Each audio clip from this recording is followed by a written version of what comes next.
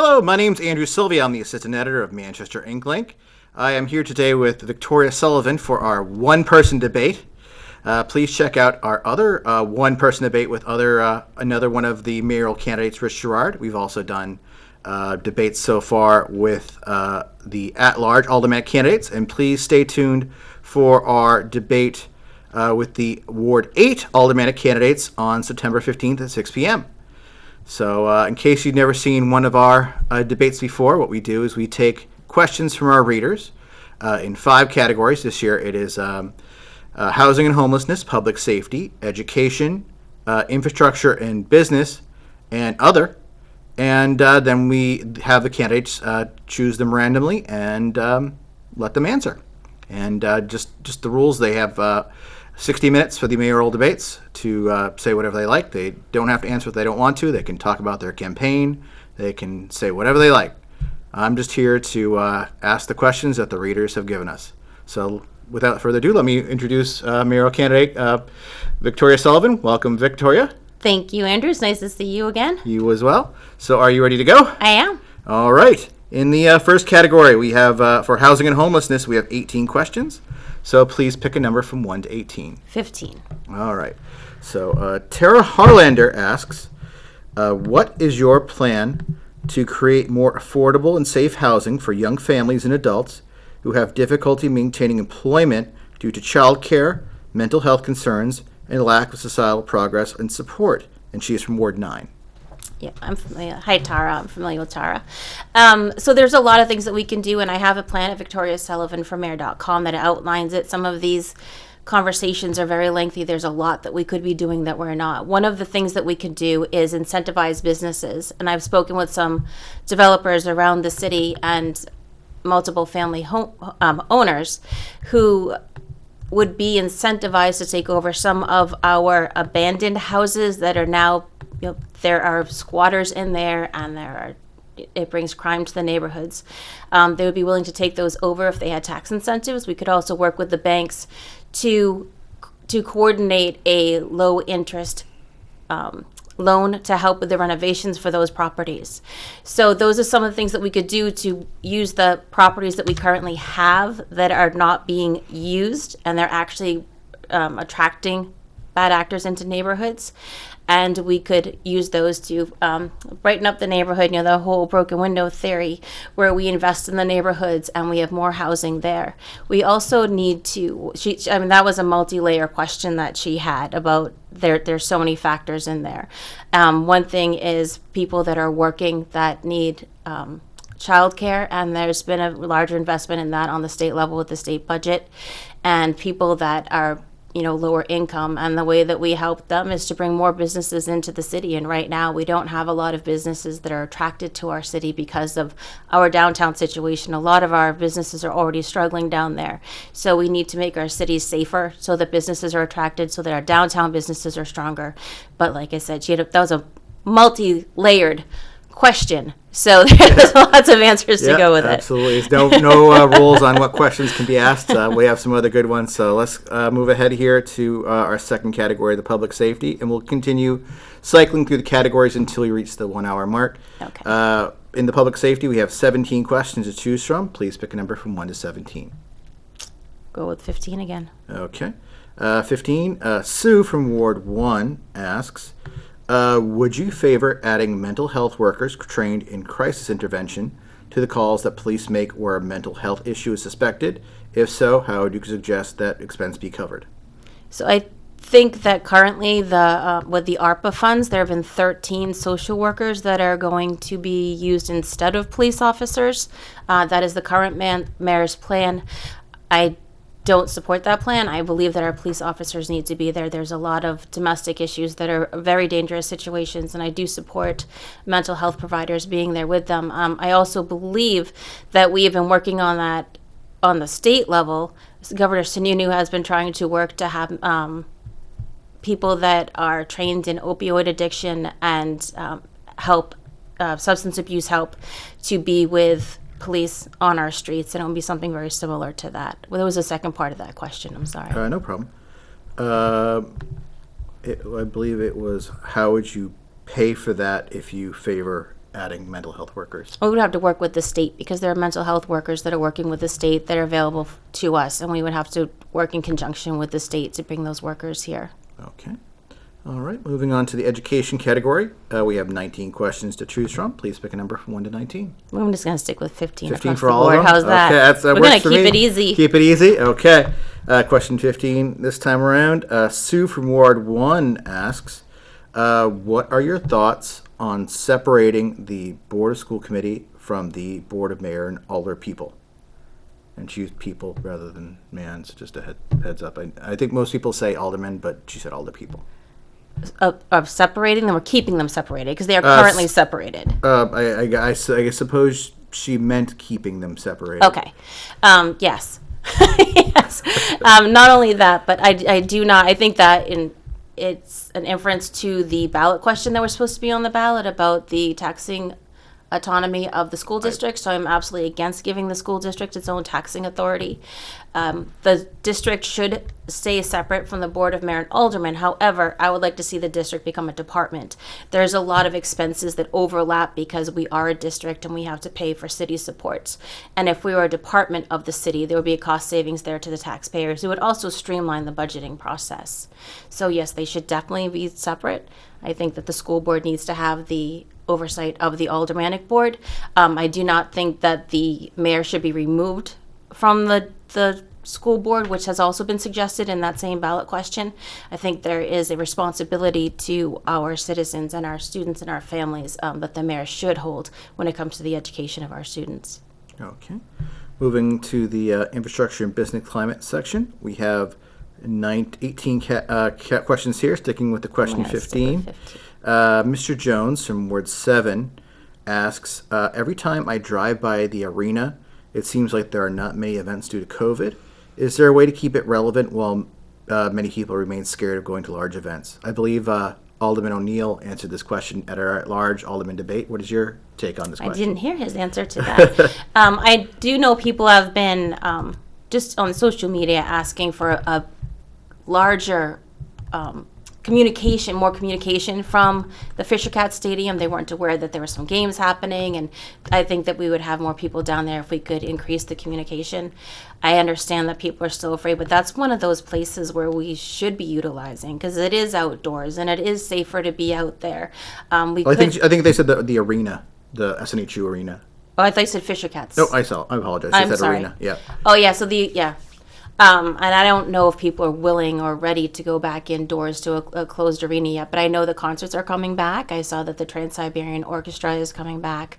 When I did speak with the person that manages that arena, because people have reached out to me about the hockey teams, and they have said that we just don't have the same interest in having a smaller league here anymore. They want to be near the bigger cities, and so it's really hard to attract them here. So I think the plan overall was to start doing more concerts and having more events there and keep the ice performances like Disney on Ice and maybe some hockey playoffs, because I think the police and the firemen have a hockey They have in the competition. past. Yeah, so keep that into like a couple of months at the beginning of the year so that the rest of the year they're not paying for the ice. But that frees it up for more concerts and events. And I think there's a rodeo happening there real soon too. I saw the thing driving by there for that. Yeah. I saw an ad for it recently. So the intention is to have more concerts and to have more indoor events.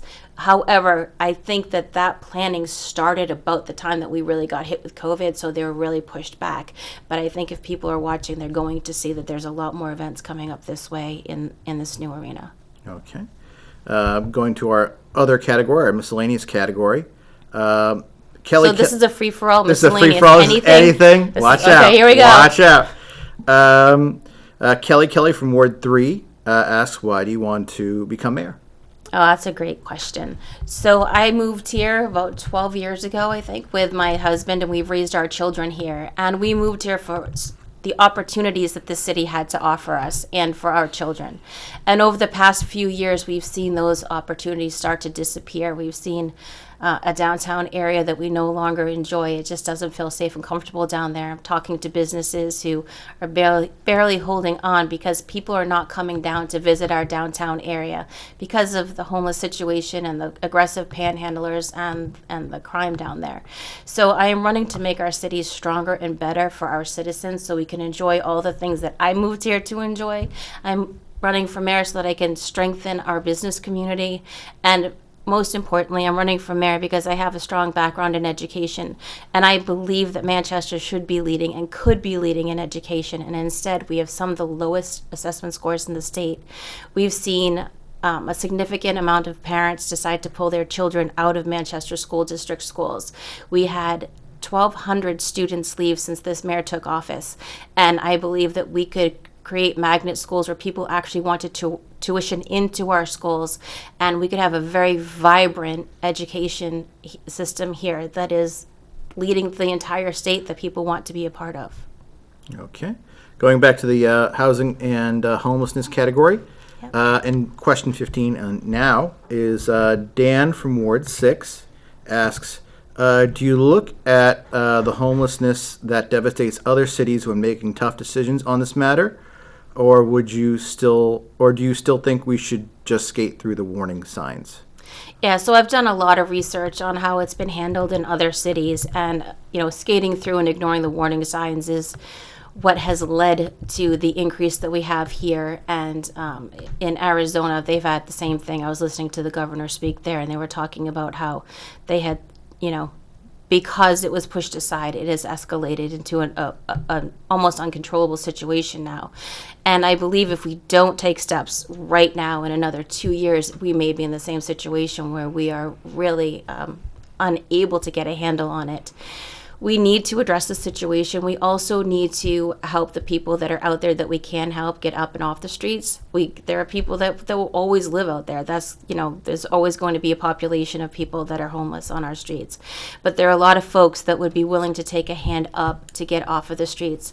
A few years ago, when I ran, I was talking to some of the organizations that are out there. Is there a time limit on my answer? No. Okay. It's an hour. All right. Yep. Well, now it's 52 minutes. All right. So I'll give you some background. I have good time for background. When I was running for mayor last time, I was speaking to some of the organizations that have been working with the homeless. And they knew the people that they could reach out to that needed medications that they could help, that were in between jobs that they could give a hand to, that were in between apartments that they could help find housing for. And I think that it's important that we realize that the people out there are out there for many different reasons. I think we try to shove all the homeless people into one sort of category, and there's a multitude of reasons that are out there. The most prevalent, of course, is the opioid addiction, and alcoholism is a big cause. People that are on disability that just don't have enough money to be able to pay for their housing. So there were people out there that were working with them, like nonprofit organizations, faith-based groups, and when their encampments began to get bulldozed and those people just took what they had in their arms and they left, those organizations lost track of them. So now they're everywhere. They're just spread out all over the city, and they can't get the help that they were getting. They can't support the individuals that they could support to get off of the streets. It's just chaos now. And it seems that I know another encampment this morning, when the homeless people have reached out to me and said another encampment was being destroyed, and there were 40 people that needed homes, and there was no place for them to go. So when the city keeps saying that they have a plan, they're helping these people and they're finding places for them, it just isn't accurate. They're just not telling the truth. They just move from encampment to encampment. And I live on the south side, and we have encampments underneath the Cracker Barrel sign all the time, and then they'll come and break up the encampment, and a few weeks later they're back because they just move down the trails until that encampment gets broken up, and then they just keep moving around the city. So we need to actually once and for all address the situation that we have in this city. We need to help the people that we can help, and then we need to have repercussions for people that are breaking our laws out there. We have to be able to support our police to uphold the loitering laws and the camping laws, and support our law enforcement in these things too. I also know that some other towns and cities are bringing people here and leaving them on our streets. We need to hold them accountable. As a legislator, I had put in a bill that would have allowed us to, when we had the safe stations, we knew that we were overwhelmed with the people that were coming in. We would have been able to bill the town or city that that person came from that we were providing services for, and then in turn find them services where they were at, because Manchester cannot house the burden of all of the state and beyond. And we've got people from Massachusetts on our streets, and we just can't take on the burden of the world. We have to be able to find a way to contain it, give services to the people that are actually residents here, and make the other cities and towns help us with the people that, you know, that are their residents that need services. We just can't do it all. Okay. Going to the public safety category, sticking with number 15. This is Dan again from Ward 6. He says, why do I have to yield at green lights so the entitled can blast through red light to get where they're going on time? I guess this is a question about traffic enforcement in the city. So we only have 3 traffic officers in the city. According to our chief, he was in a Facebook Live and he was talking about it. We have 3 traffic enforcement officers, and that is not acceptable in a city this size. So, you know, we all know that the red lights are just a suggestion, and we know that we have accidents on our street all the time. Some of them are very severe. We've had people die on our streets. A woman died on my street, on South Beach Street, just last summer at top of Gold Street. We really need to have more traffic enforcement officers, and that doesn't mean that we hire more officers, because we are at a high complement now, but it just means we have to change the way that we manage the police and reallocate some of those resources to where we actually need them. So having traffic patrol isn't just about getting people at stoplights. There's a lot that happens when they pull somebody over, and that's when a lot of the times they find someone with a warrant out, or someone that's a bad actor that shouldn't be here. There's other things that happen during traffic stops. So it's more important than just maintaining the traffic laws, although that is really important. I mean, road rage is huge out there right now. Go down South Willow Street. People don't behave very well when they're driving and they're in traffic and they're aggravated. I also think that we need to look at, this has been a conversation for a long time, on some of our main roads, timing the lights, because there's a lot of frustration when you go from, you're at a red light, it turns green, and only to go to the next red light to the next red light. And I think that's when people start running those lights, is because they're frustrated. They've been sitting there for so long. So trying to figure out how we can go in with the technology we have now, it shouldn't be that difficult to be able to time the lights on our major roads. So there's a lot of things that we can do, but overall, I mean, I think we as citizens just have to be a lot more considerate of each other and understand that your time isn't more important than somebody else's, and running a red light means you could be endangering somebody else's family or your own. So there's some personal responsibility we have to take in that as well. But I really do believe that 3 traffic officers is just not enough in a city this size. Okay. Going to the education category again, sticking with question 15. This one's a Southside question, and this is also that's my side. Asked to Alderman O'Neill the other day at our at-large debate. Greenacre's mom from Ward 8 asks, do you feel that Greenacres Elementary is safe for students? So I know some of the parents that are involved in Green Acres, and I know that there's a lot of volunteers there, a lot of parental involvement. So that's always good. That always leads to safer schools. I can't speak to it individually. I can speak to overall what I know about the Manchester School District and safety. I know that we did not have a strategy to help children get back into schools after they had been out for so long because of COVID. And going back in, there's been a lot of trauma brought into the school. There's been a lot of anxiety brought into the school, and that's resulted in some violent incidents. Just this week, we had a fight at Memorial. I heard about one at West, and there's a lot of violence in our schools. There's not on the elementary school level. I mean, I do know that we need to support our teachers. Our administrators need to support our teachers when we've got students that are unruly and are disruptive and are dangerous to other students. And I know that doesn't always happen. We also need to acknowledge some of the dangers in our high schools. We do have gangs in our city, and they do seep into our schools, and we need to talk about that and acknowledge it so that we can address it. I think a lot of things in this city aren't addressed. They're not acknowledged, and that's how, they get out of control. So overall, do I think Green Acres is safe? I would say it's one of the safer schools in the district, because I know that the parents are very involved there. But I think all students in our city deserve a safe place to go to school, and I don't think that we are providing that right now. Okay. Now, in infrastructure and business climate, Dan from Ward 6 again. Dan's a very busy man, and Sue in Ward 1 is pretty busy too. We'll They got some see good if, questions. Yeah, we'll see if we have some questions from Ward 1 as well. Dan asks here, industry is a good way to offset taxes and develop local businesses. When were we going to push past being the, quote, rural tourist city? Yeah, so there's actually a lot that's going on down in the mill yard, and that people are probably not, we don't talk about a lot, and they may not be aware of. But we really do have a strong technology industry in the mill yard. We also have BAE on the other side of the town, on the south side, on my side, but if we really want to, I know people just got their revals, and people are very concerned about the increase in their taxes and their property values. And the way that we offset that is by having a stronger business economy here, a welcoming business economy. And that isn't going to happen until we have an environment that is welcoming to businesses. And by that, I mean we need to address what's happening with the panhandlers and the homeless and the crime, because businesses are not going to set up here if they know visitors aren't welcome here, don't feel welcome here and comfortable here. And I hear that from people outside the city all the time, that they don't come here anymore. And we really need to make this a business-friendly climate. Okay.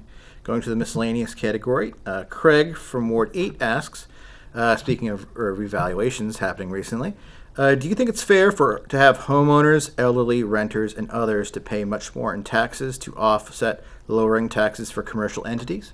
No, I don't. And I will, for people that don't understand how this all came about, because our business climate, this is all based on sales and market value, right? So because our business climate is stagnant, our commercial climate is stagnant, there were no sales on that side of the tax bills. So you go to the other side, and our homes, our market values have been artificially inflated because nobody is moving right now. Like the inventory for the housing market is very limited because people don't feel secure in their jobs. The economy isn't back 100%. They don't know what's going to be happening with COVID and the other variants that are coming out. So people are hesitant to make a move right now, which has a very small, limited inventory of housing out there. That drives the market value up significantly.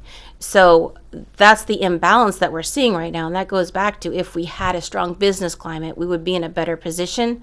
We also, because it's COVID, I believe that our mayor should have taken steps, seeing the way the market was going up, knowing that we were scheduled for a reval, and gone to the state, gone to the governor and applied for a waiver for a time to see if the market would settle, and then our residential owners would be in a better place.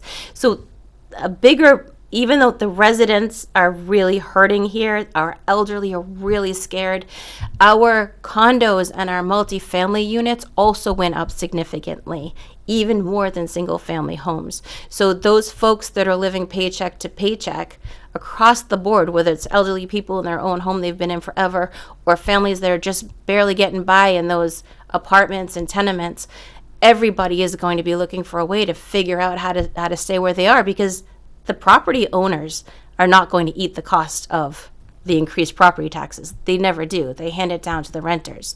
So we're going to have a lot of people that are trying to figure out, that are living paycheck to paycheck, where that extra money is coming from. And at this point, there's only a few things we can do. We can make this, so the reval has to happen at least every 5 years. So if we were able to increase the business environment here and have businesses come in and the commercial sales started again, we could ask for a reval in like 2 years. It would probably take that long for the market to sort of settle out. And that would be helpful. But there's a 2-year span there, right? It's going to be really important for people to get, to elect people that are going to uphold the tax cap and look out for your property taxes, because if the city taxes go up on top of this, we're just going to have a lot more homeless people, a lot more people without a roof over their head. And as we've already talked about, the city is already in crisis in that way, and we can't afford for that to happen. Nobody wants to see somebody lose their home. And when I'm out knocking on doors and talking to folks, I can tell you people are very concerned, especially our elderly. They're very upset and concerned about this. Okay. Going back to the housing and homelessness category, Yeah. Christy from Ward 2 has something that kind of plays on what we just talked about. How important is it to control rents and prices of homes to reflect the average income? Yeah, so there's been a lot of conversation about rent control, and I think people need to understand that when the property values go up and those building owners have to pay more taxes, I don't know how we are supposed to have rent control because somebody has to pay those bills, right? So if your rent is at $800 a month, which I know is a dream right now because I think they're double that almost, and then the property taxes go up, that property owner is going to put that on you. And to have rent control, they'll end up losing money, and what will happen is they will just ditch these apartments and we'll be in a worse place. So I know people are concerned and they talk about rent control, but rent control doesn't solve the issues. You need to have people that are watching out for your property taxes, that are going to control spending, that are going to really dive into the departments in the city and see where we can save money. And that's really the answer, is to keep their property taxes low. And if we can even get them to a point where we can bring them back a little bit, people will see their rents go down. There'll be a better solution for everybody. But I just think when people talk about rent control, you'd have to have city control and spending control to be able to have rent control. Okay. All right. Going to the public safety category. JR from Ward 1 asks, how are you going to support or enforce police doing their jobs? There are a number of drivers that speed, run lights, pass on double lines, etc., and it seems like police do nothing about it. Yeah, so our police are pretty busy right now. I do support our police. I think that saying that we support our police doesn't mean that we don't look in the department and see if there's a better way to do things and have the tough conversations about what needs to be addressed. Public safety is a concern for a lot of folks. Like I said, we have a lot of really bad accidents on our streets. Our speed limit citywide is 30 miles per hour. 30 miles per hour. So to have the devastating accidents that we have, where we're having rollovers and we're having people hit telephone poles, and the deaths that we have on our streets, the motorcycle accidents at 30 miles an hour, we just shouldn't have that many. But because we only have 3 traffic officers, the streets are not being patrolled the way that they need to be. And like I said, I support our officers, but I think we really need to have this conversation about how we do better with patrolling our roads, because people are very concerned about it. Okay. We're about halfway through our debate here, our one-person debate. Again, I'm Andrew Sylvia with Manchester Inklink here with... do we have some kind of a break that we do here? Oh, no, we just keep on going. Okay. We're just letting folks know if they're just joining us on the feed. If they're joining us later, we're heading into the education category. There's here. No 7-inning stretch. We're not going to sing a little, nothing. No, okay. No, just got to plug away. So it's another question from JR from Ward 1. He asks in the education category here, how are you going to make sure the school department is held accountable as their spending levels increase while enrollment decreases? Yeah, exactly. So, as I said, our enrollment has decreased by about 1,200 students since Mayor Craig took office. And we have increased our staff, non-teaching staff especially. So it's really time that we go in and we look at the budgets, we look at who we're staffing, and we start pulling back. And we need to decrease the staff in our schools. It is just time. And we need to come up with better ways for our students, because our Beach Street School has a literacy rate of 10%. 10%. So even though our enrollment has gone down and our spending has increased, we've not seen an increase in what's happening in education. We're not seeing an increase in education outcomes. And we really need to look at our school district all together as a whole and figure out how we do better for these kids. We're graduating about 80% of our students, and about 40% of them are literate. So that is not anything to be proud of right now. We're failing our kids, and it's not the kids' fault. We need to give better supports for our teachers. We really need to look at the curriculum that we're putting before them, and we need to have a better concentration on the basics and the foundations of education. We also need to provide parents with some choice in education. We need to, if your child is going to a failing school in the district, we need to be able to allow them to go to another school and that they choose within the district, public schools. And that has been something that John Avard had talked about for a long time when he was on the school board. And it's something that we really need to put into place. We've got school choice all over the state right now because the education freedom accounts. There isn't any reason that we can't have school choice within our city too. Okay. Going back to the infrastructure and business category. This question is from Tara Harlander from Ward 9. She asks, what is your plan to improve public transportation, keep our community clean and recycling, and bring more agricultural and fresh foods to our city? Okay, she's always got like a 3 or 4 part question, Ms. Tara. We can take your time. So public transportation, I mean, we have the bus routes. I think we had declined them a little bit. We had pulled back on them during COVID. I know that people have asked me why our bus routes don't go up to Industrial Ave, which they should. They should expand across the city. When it comes to the public transportation, that is all that we currently have, and she may be alluding to the trains that have been discussed. The train, when I was a state legislator, and they did some research on what it would cost to be able to have the train tracks up to grade and do everything they needed to modernize what was going on. It was over $200 million. I think it was like $285 million to be able to do that. It was going to cost $11 million a year to keep up, and they estimated at that time that about 300 people would actually use the rail system. It would employ almost the same amount of people. So that's not actually, I know a lot of people like to push that train, but it's actually going to be a boondoggle and something that is going to hurt our taxpayers and our citizens. So also with COVID, a lot of folks are working from home now, and they're not going to be returning to the offices. Back to the housing, I know that some of our business, our commercial space, our offices are being transformed now into apartments and condos because people aren't coming back out to use that space. So, so as far as public transportation goes, I think we just need to look at our bus routes and figure out what serves our people the best.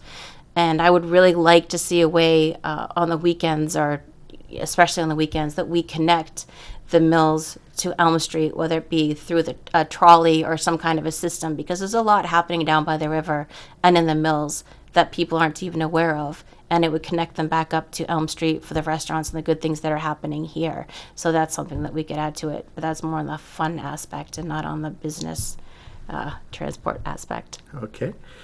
Going to the miscellaneous category. I think she had 2 other questions in there. Did you? I think so. We can check later. Okay, that's fine. Actually, wait, hold on. Let me go back. It was like a 3-part question, I think. Okay, let's see. It was about recycling and also bringing agricultural and fresh foods to the city. Okay, so we already recycle in the city. Okay.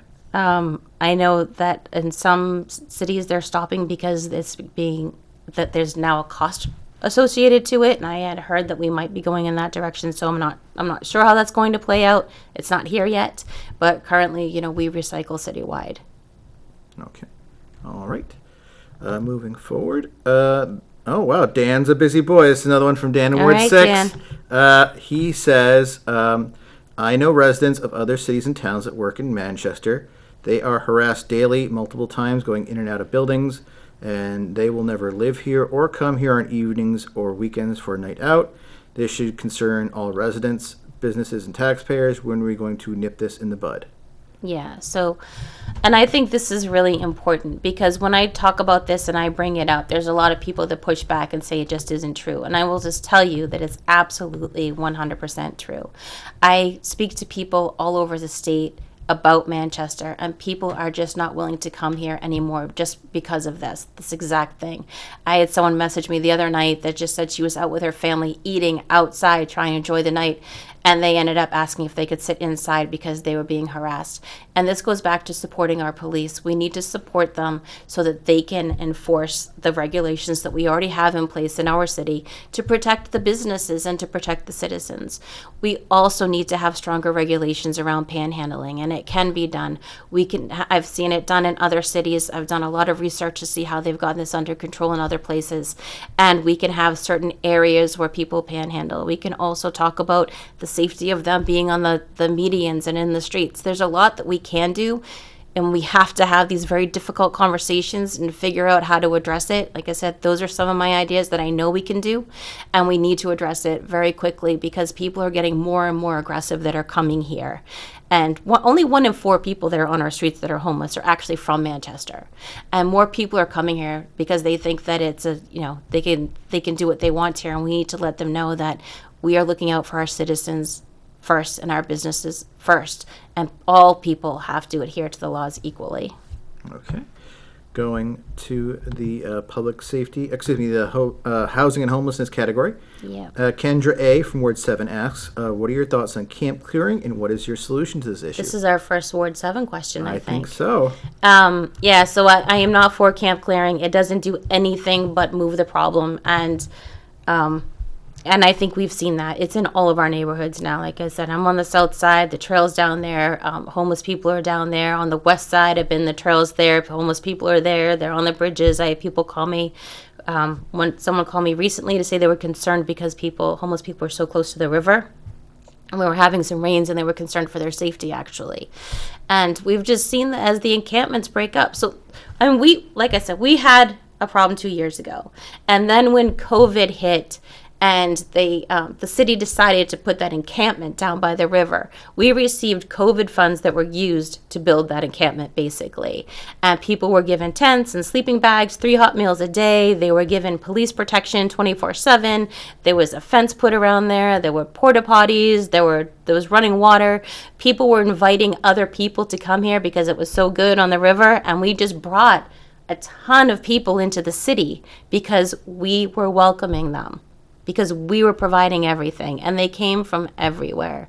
So then in January of this year, that encampment was simply torn down and bulldozed, and those people were just sent to scatter. They could take what was in their arms, and that was it. And now they're all over the city.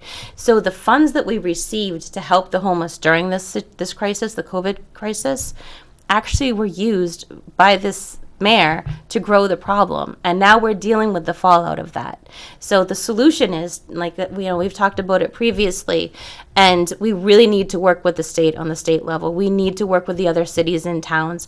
Mayor Craig tends to blame the state. I can tell you that the state has provided over $174 million to the city for homelessness, for education, for opioid addiction, and that money has only been used to grow the problem. We need better management of the money that we do have come in, and we need to really work with all of the people. We've got nonprofit organizations, we have faith-based groups, we have for-profit organizations, all out there working with the homeless. None of them are connected. They don't come together and speak to each other, and we need to bring everybody into the same room and discuss what is working, what isn't working, because we learn a lot from failure, right? Where the gaps in the services are and how we work as a community with the state to make sure that we can address this situation and clean up our streets, but also help the people that we can help and get them to where they need to be. Okay. Going to the public safety category. We only have 14 questions left in this category. Should we just keep on going down as we cycle through? That's fine. Okay, all right. You should bring dice next time. So you need like dice, a big yeah. one, so like those Pick a 15 questions, right? Yeah, that's it. That's how we keep it random. There's no favoritism here. Put them in a hat. There you go. That sounds good.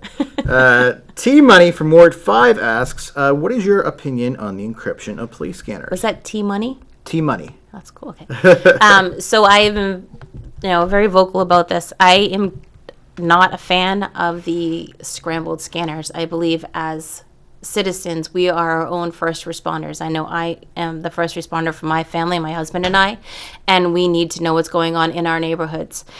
I understand in the beginning they were scrambled because there was a significant the police were being targeted and they were in danger because of a certain gang that was in the city. But that threat is no longer. We need to unscramble the signals because our citizens need to know what's going on. And I'll give you an example, a personal example of mine. One night, my kids, they're teenagers now, they were playing airsoft in the backyard. They have, when you play airsoft, you have black helmets on, black armor, you're shooting each other with guns. And not real guns, they're airsoft guns like BB guns. And so they're running around the yard having a good old time. Somebody in our neighborhood put on the ward page, the Facebook page, that the police were in the area. Somebody had just robbed Walmart. There's a Walmart near my house now. And they were looking for some guys dressed in black carrying firearms. Well, that's something that if the scanners were on, I would have known because people would have been alerted sooner. But I went outside immediately and brought my kids inside. And I don't want to even think about what would have happened if the police walked into our yard and saw them out there dressed like that. I mean, it just creates a dangerous situation. People need to be able to make their own choices for their families. And if I know there's something happening in my neighborhood, I'm going to make sure my kids are inside. If someone's pulled over in front of my house, I have a right to know if it's just a normal traffic stop or if there's people in there that are dangerous. And, we just have the right to have that information so we can make the right choices for our own families. Okay. All right. I also think that by scrambling them, it increases the amount of mistrust that people have between the police. And I think it's really important that we open up communication and we start to rebuild the relationships between our communities and our police. And that's the most important part of addressing the crime in our city is communication with the police. And the trust has to go both ways. Okay. Going to the education category, East Side resident from Ward 6 asks, test scores are poor. What are your plans to fix them? Oh my gosh. So go to victoriasullivanfrommayor.com and there's an education plan there. I served in the House Education Committee for 4 years. I currently work for UNH.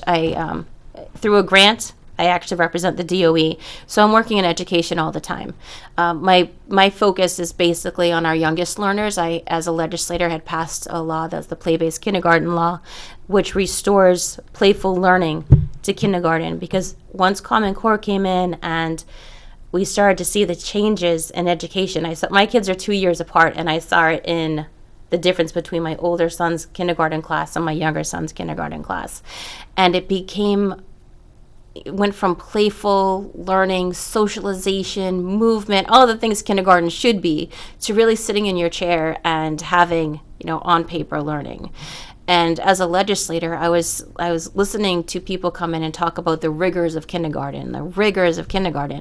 And at one point, I raised my hand and I asked, does anybody else in this room have a problem with the words rigors and kindergarten being in the same sentence? Because it's not how it should be. This is playful. This is how they start to build their relationships with their friends. This is how they learn problem solving. And so I got the play-based kindergarten bill passed. It is now law. It is being used as a standard across the nation.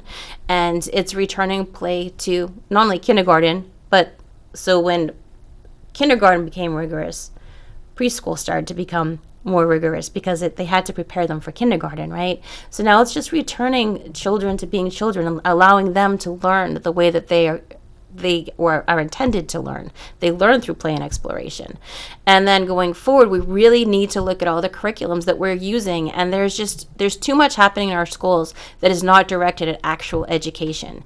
And last night at the school board meeting, there was a couple of parents came forward with some concerns over some reading material that was in the classroom. And when they brought it up, the mayor, as chairman of the school board, was asking where the curriculum came from. She looked at the board. The board didn't know. Jim O'Connell said that he would take that to Teaching and Learning, which used to be the Curriculum and Instruction Committee, and they would review it and discuss it. Well, it had to have come through that committee to be in our schools to begin with. So the fact is that your school board doesn't know what's in our schools. They're approving things that they don't understand, and it's in the schools, and they're not even aware of where it is or what it is. And that was proven in that meeting last night. It was actually really embarrassing to be in that room and listen to people say that they don't know where it came from, and they are the school board that approves that material. So we really need to go through and streamline our material. All of our schools should be working with the same curriculum, because we have a very transient population here.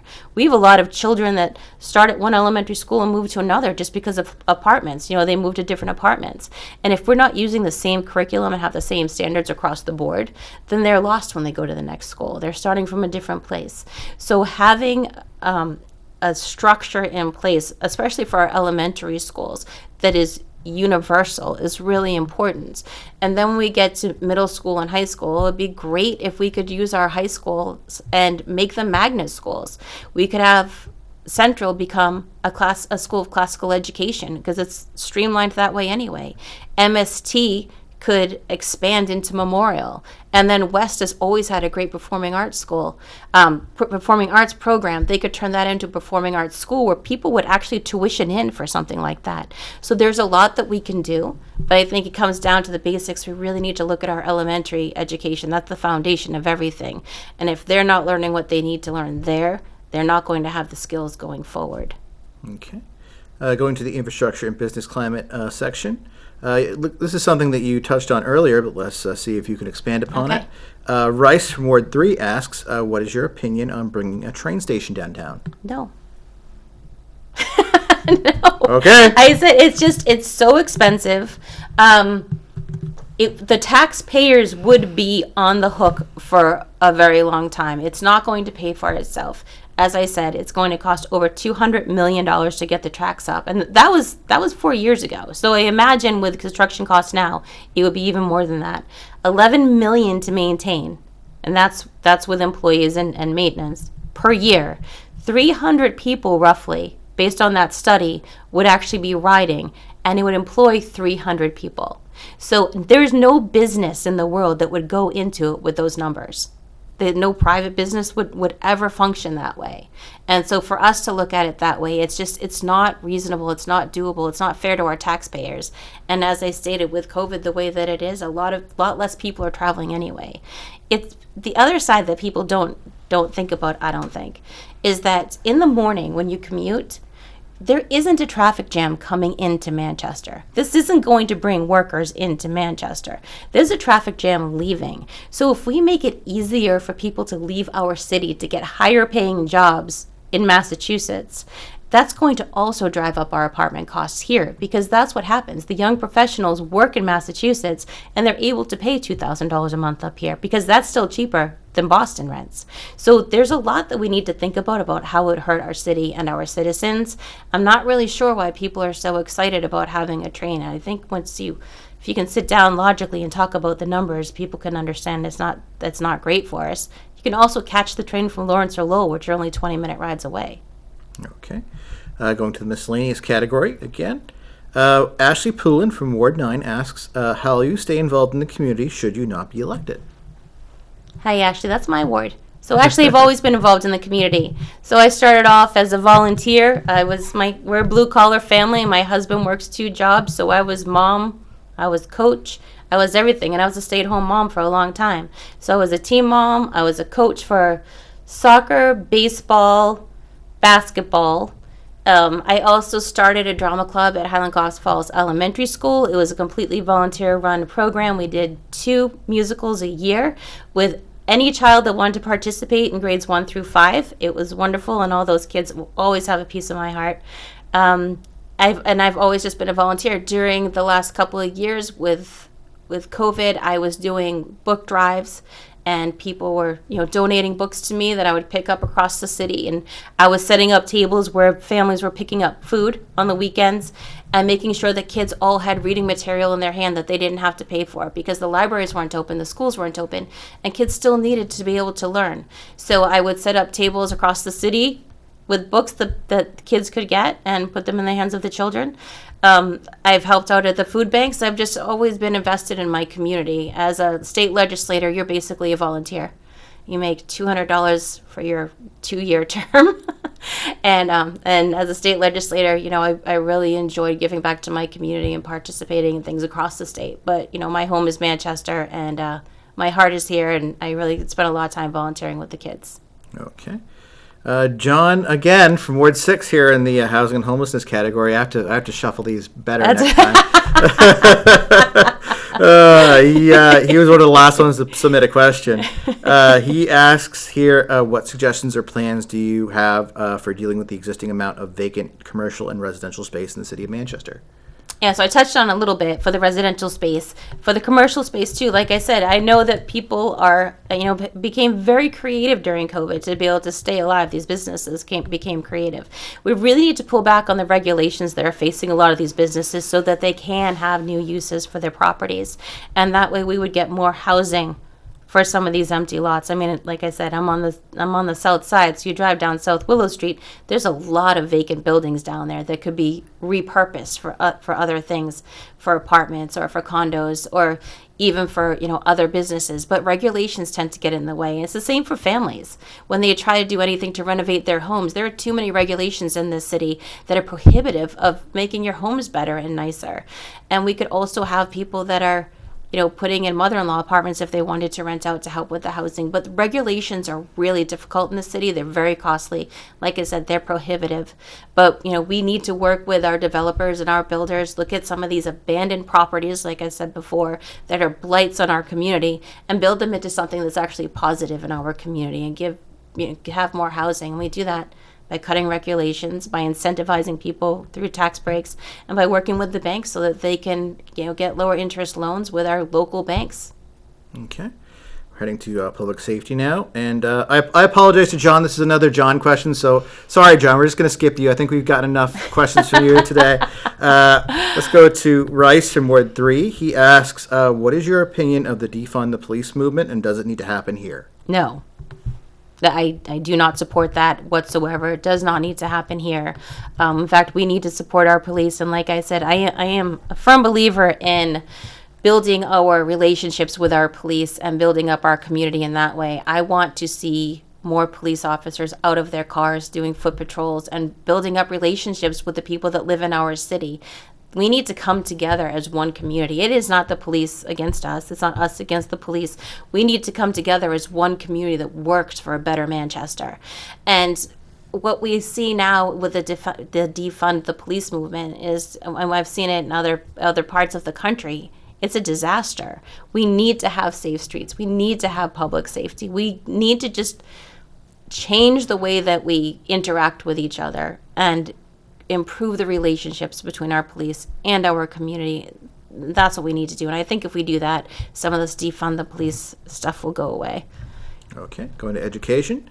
Mr. Jones from Ward 7 asks, I understand why the Hallsville School is being closed, but it's still sad. What can we do to preserve its memory and also preserve the history of Manchester schools? Yeah, so that's really important. That conversation comes up too when they talk about Central High School, because Central is the oldest high school in the state, and I think it needs to be preserved as well. There's got to be a way that we could repurpose it. I would love to see a centralized school for after-school programs that was part of the district, or to have some centralized location for our youngest learners, our preschool and our kindergarten learners. I'm not really familiar with the work that needs to go into that building to make it safe and turn it into something else. That's something we need to look at. But I agree with you. I think that we need to preserve our heritage here and our history. It's important to embrace the new stuff that's happening, the technology down in the mills. It's really important. I used to sit on the Heritage Commission here in the city, and honoring and preserving our history is really important. It's a beautiful city filled with history, and we need to really preserve that. Okay. Going to the infrastructure and business category, Rochelle from Ward 10 asks, what is your opinion on the current climate for downtown business, and how can you make it better? Yeah, so I think I've been clear about that. I am down there speaking with businesses all the time, and they are really struggling. I mean, some of them are barely hanging on. I was speaking to a business owner the other day who told me that he has employees who often have their cars broken into. So they leave work after a long shift and they go out and their car's been broken into. They went outside to put out trash one night and there was actually gunfire happening behind the restaurant.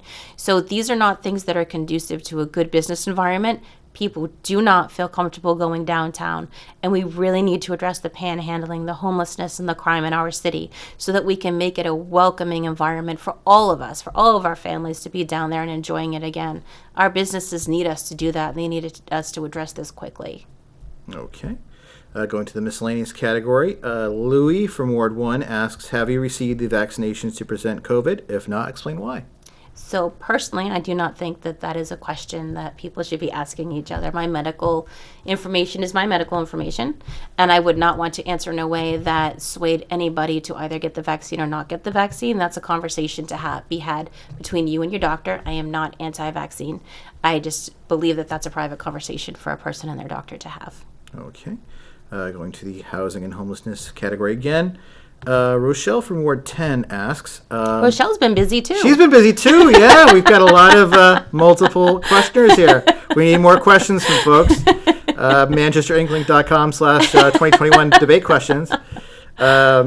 What will you do to make other parts of the state pay their fair share of New Hampshire's homelessness problem? We shouldn't have to pay for everyone. I absolutely agree. And like I said, as a legislator, I had put in a bill for that. It failed. The Municipal Association came out and killed it because other cities and towns do not want to pay their fair share. But we also have a mayor that currently signs on with other mayors to blame the state instead of turning to those cities or towns that have sent their people here and asking them to pay their fair share, to help us with the homeless, take some of our homeless and help them out. So we really need to work with other cities and towns around us, because right now I know that our homelessness is spreading into Londonderry because people have told me. It's not going to be long before it's in Bedford. And we really need to work with cities and towns around us so that we can look at the supports that they have and offer those supports to people that we have here, because it's going to end up there anyway. There's a lot of this not in my backyard mentality. Well, it's going to be in everybody's backyard. We need to have more supports and resources, and Manchester cannot handle the burden of the entire state. Our taxpayers do not deserve to have that burden. We have our own work to do that we need to address. Okay. Going to the public safety category. Kendra A., I think she's also asked a few questions as well. She's from Ward 7, and she asks, how can we build confidence in the vaccine among hesitant and conspiracy-minded Manchester residents? So again, I'm not a physician. I don't think it's my job to tell people whether they should get the vaccine or not get the vaccine. So I'm going to leave that to people to discuss with their doctors. And I think if you want to address vaccine confidence, you go to your doctor and have the conversation with them. Okay. This might be the last question we have time for, depending on how long you go. Kay from Ward 12 asks, do you think Are you telling me to keep it short? You can do whatever you like. Kay from Ward 12 asks, do you think there should be a super high school? No. Okay, I guess we have time for another one then. All right. No, I'll expand on my answer. So I did a lot of research when the conversation started coming out about the super high schools, and a lot of people compare it to Pinkerton, which we just do not have the same demographic here that Pinkerton does. We just don't. We have a lot of English language learners. We have refugees that are here. We have families that move here for special education that we provide. And with the super high school, what happens is usually the perfect amount of enrollment in a high school is between 600 and 900 students. That is what is considered by the scholars as the perfect size high school. So when you go into a mega high school, what happens is the English language learners fall behind. The kids that struggle, that need a little bit more help, fall behind. And we see more violence in our schools because there's just more kids to be able to, have to care for. And we see a drop in graduation rates almost immediately, and this is what studies have proven. Like I said, I would rather see. Also, where would you put a central location here? You've got kids up on Brent Street on the other side of the airport near Litchfield that would have to come into the city, and you got kids on the west side that would have to cross the bridge to come over here. There isn't any way to do it safely in a location that is suitable for all of our kids. So it would some kids would benefit more than others. Then if you look at scholarships, right now you've got kids that can compete for scholarships in sports or in theater or in music and other programs. Once you put all those kids, you consolidate them all into one school, you've got a lot more kids fighting for those little scholarships than you do if they're in individual schools. So, having the magnet schools that I had discussed before is the better way to do it. You really want to help build up the kids, our students, and to give them the supports they need for life after high school. So with MST, they've got a great program over there. Kids are prepared for the workforce when they leave. And if you had a classical education at Central, you're preparing kids for college afterward. And we really need to look at how we are preparing our students for life after high school. And one mega high school is just going to get we're going to have a lot more kids that are lost in the system, that are lost in general, and don't have the services and supports they need to actually be functioning members of society when they graduate. Okay. We have time for just one more question, so All I think this is it. All right. Drum roll. Drum roll. In the infrastructure and business category, Giannis asks, what can we do to bring faster internet speeds to the city? have no idea. Okay, thank you for your honesty. Do you know? I'm asking. I'm sorry, honest. I know Comcast has high internet speeds. I know because I have Comcast, and I'm Verizon. I'm sure does. I'm not sure who has slower internet speeds. I'm sorry, that one's out of my wheelhouse. I will have to consult somebody that knows more than I do about that category because I'm not gonna pretend I know. Okay. On that note, that's all the time we have for. What a question to leave with. Let's go back to education. We'll do a second round of these at some point. My name's Andrew Sullivan. I'm the assistant editor of Manchester Inklink. Thank you for joining us with our one-person debate with Victoria Sullivan, mayoral candidate. Again, in case you haven't watched them yet, we have had two at-large aldermanic debates so far, as well as another similar debate like this with Richard Gerard, and we have a Ward 8 debate with the aldermanic candidates on September 15th. That'll be on the Manchester Inklink Facebook page. And thank you for joining us. Thank you for having me. It was great. Thank you, Victoria.